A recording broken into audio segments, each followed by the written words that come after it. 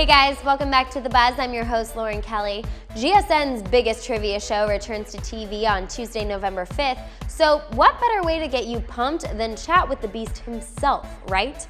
We caught up with Mark Labbett and got him to dish on the show, fame, and topics that he struggles with. I'll give you a hint. He's least knowledgeable in the area that I am most knowledgeable in. I'll let you guys guess for a bit, but while you do, check out the interview. All right, Mark, well, let's go ahead and get started. You are the trivia king, the Beast, but I know you're a big guy. Clearly, I can see your cardboard self behind you. You're quite tall, but why are you called the Beast? It's very simple. My surname is Labbett, which is French for, the French for beast is Labbett. So it's as simple as that. My little brother's even bigger than me. He's 6'9" and about 310 pounds. So we've both been known by that nickname since we were, well, teenagers, basically.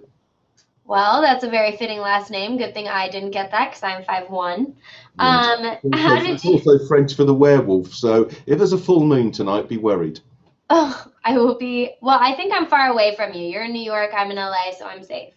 How did you become so knowledgeable of trivia facts? You are a genius at them. Oh, well, thank you. It's a lifetime study, really. I was one of these kids who, growing up, just seemed to know things. I liked watching the game shows when they were on, and I always found that just information went in my head and stayed there. And so I studied pretty well at school. I got pretty good academic qualifications, and I'm lucky. I just like life and I like learning about things.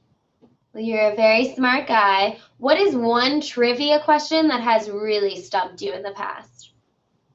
Oh, there are certain blank spots in your mind. So the biggest one are the visual related ones. My personal weakness is I'm always getting Ben Stiller and Adam Sandler mixed up. So when I get asked who's the star of this film, I go, I know it's one of the two, but they look virtually identical to me. I get it right sometimes, but you know, it's just one of those things. Well, watching the show, I get nervous for you. The clock is ticking. These questions are coming at you so fast. Do you ever get nervous on the show? Oh yes, before you start.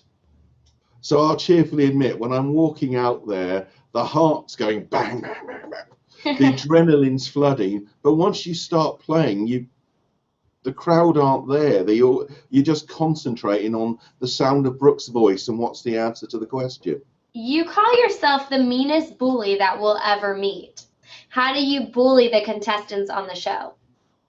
I think that's a little bit of hyperbole, but I think it's the old sporting tradition of, when you're playing someone, a bit of trash talking, a bit of sledging, as the Australians would call it. If I can get under their skin and get them a bit rattled, that's perfectly fair. But there's a fine line between that and out-and-out abuse.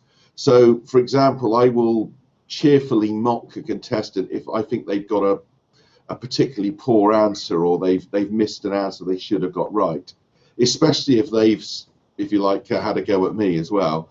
But there are lines I won't cross. For example, I'll never be rude about a woman's appearance or be disrespectful to an older contestant. So that is the fine line. I think it's the sporting tradition.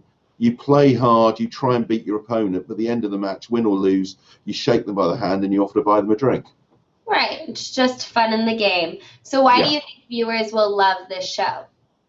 I think they'll love this show because it's got a little bit of everything. First of all, it's fun. You can feel that sense of fun we're all having in the studios. Brooke's a wonderful host. She clearly loves people, and she's so maternal and protective of the team, and that comes across. Whereas, of course, I make the perfect foil as the mean, nasty Brit who's trying to stop these three lovely Americans from winning lots of money. It's clearly obvious I enjoy my job as well, and we have a lot of fun. The banter is tremendous. For starters, unlike most shows, it isn't just two people talking. There's Brooke there, the contestant, and me, plus there's the teammates out of the back. So it feels more like you're in a bar watching a natural, organic conversation with all the ebb and flow you get from it. And then at the end of it, there's a really serious game for lots of money. There you go. Brits versus Americans. Who do you think overall is better at trivia? On this show, the Americans. Really? I think it's a different approach. The Americans, because I'm facing, you have to pass a minimum standard to get on the American show. Mm-hmm. And it shows. I'm facing 3 good contestants, and I've really got to work hard on it. The British show is more of an everyman show. We get a couple of good players and a couple who are there because they're interesting. So the pressure isn't quite so on. Hey, you ask me about celebrity gossip, and I will beat you in trivia. Yeah, I'm pretty certain you would. That's the area I'm having to work on, because people are amazed that I spend quite a bit of time checking out TMZ, OK, Hello, when the Huffington Post or their latest celebrity gossip, because I know it's a weak area of mine, and that's an area, and a good professional works on their areas of weakness. Because so then when they ask me, what's the name of Kanye West's new baby, I can go, it's Northwest, and have a laugh at it. But you learn these things. I don't bother looking at mathematics and science. I'm brilliant at them. You concentrate on areas of your weakness. All right, so then celebrity gossip is your weakness. Yes. What would you consider your greatest strength? The fact I have no weaknesses. Oh, but you just said celebrity. No, I mean, science and mathematics is international, and I'm very, very good at that. History and geography, I'm strong. Politics, more British, but I know a fair bit about American national politics. So I know my presidents, my vice presidents, my secretaries of state. But obviously, for an American show like this, what I'm trying to concentrate are the little minutiae of life, the things you just pick up from living in America. On Series 1, people are still going on, they couldn't believe that I didn't know that B&R stood for Baskin Robbins. Now, anyone who knows me knows I love my ice cream, but I'd never seen a Baskin Robbins before. So if you could challenge any celebrity to come on the show and try to beat you at trivia, who would it be? Whoever's brave enough to take me on. Oh, no, you got to give us at least one. At least one? Yeah. Who would you love to challenge? See, to me, I always like the sportsman, so I'd happily take on half the sportsmen on their specialist subject. So someone like John Elway on the NFL, I'll take him on. Wade Boggs at baseball, I'll give them a go. I'll play anyone anywhere. But for me, it's the sport. The Olympians, I have a lot of time respect for. My colleague, Apollo Antonono, he's won 6 gold medals. And yeah, so I'm looking forward to facing him at some point, and I'll take him on the Winter Olympics. Okay, we'll look for it. All right, so before we end, tell us 3 fun trivia facts about you. 3 fun trivia facts about me.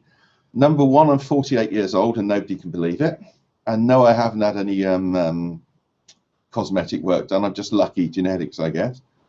Secondly, I get about 20 or 30 female fan requests a day, which I am stunned about. Because only 4 years ago I was an algebra teacher. I'm sort of going, oh, this is nice. And thirdly, as they're reminding, I'm here in New York because I've been dropped a subtle hint by a certain young lady that isn't it time I got her an engagement ring. So when Katie turned around and said, by the way, I'm ring size 6 and I'd like a princess cut, and I'm turning around to my colleagues here at GSN and saying, what's that? And they just look at me and say, man, you need to get to a jeweler's fast. All right, one more trivia fact. One more trivia fact. And I stumped you. You have really. I don't used to. It's just trying to think of something interesting. It's although believe it or not, although I'm a man who's 370 pounds, I actually spend an awful lot of time in the gym.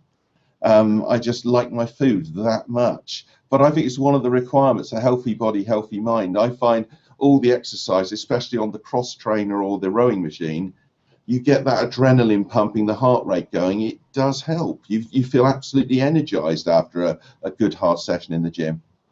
All right. Well, thank you so much. We are very excited to watch you in some trivia competitions. And that's all we have for you. Great. Thanks, love. Thank you. Well, there you have it. I would totally beat him in a head-to-head trivia match about celebrity gossip. Anyways, we want to know how smart you are. Take our GSN's The Chase quiz and then enter our giveaway for a chance to win $1,000.